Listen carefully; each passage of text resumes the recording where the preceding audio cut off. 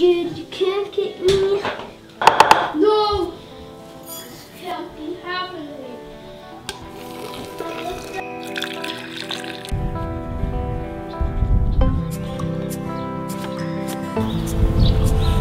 Hi, this is Dan Chung. I'm Executive Director and Co-Founder of Crossing Borders, and this is North Korea. Coffee break in the snow!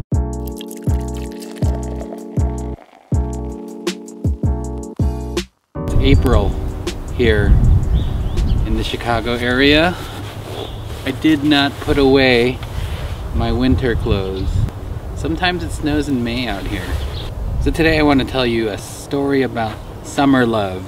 In the summer of 2005, I met the woman who would eventually be Mrs. Dan Chung. We confessed our interest in one another one July evening, and it happened to be the evening before I was to leave for my first trip out to China. Oh, the sun is out. Wonderful.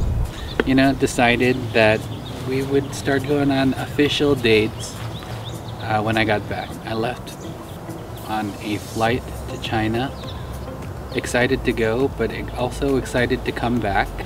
And I had an incredible time in China. It was the first time meeting the people that I had spent a good portion of my free time planning and helping. But there was one problem. My passport fell on the street.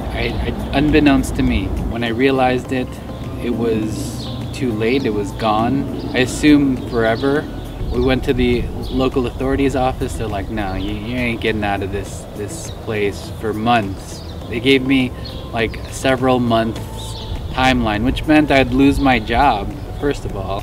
But secondly, I was on a timeline with this girl, with the future Mrs. Dan Chung. I was supposed to get back towards the end of July, and she was going to go to graduate school in New York City the middle of August. So we really had a short window to start dating. I didn't really care about my job. I cared about her. I had to take an overnight train ride to a larger city by myself. When I got to this city, fortunately, a Crossing Borders worker lived there, and he drove me to the Korean consulate. I just begged them to let me go back home to America, and they were like, you can't go back home right away. You're gonna be here for months while we sort this out for you. Again, I dejected. I walked back out to the car where my host was. I was like, okay, Dan, you tried it the American way. Try to do this the Chinese way. Going to that same woman that I spoke to at the Korean consulate, slamming the table and screaming. So I was like, okay. I'm not a screamer. I was just like walking back, you know, walking back to the consulate, trying to pump myself up. I stood in line, and I got to the window, and I was like, here we go.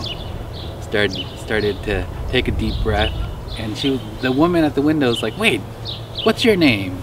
I just got off the phone with someone back in the city where I was at that told me that she has your passport.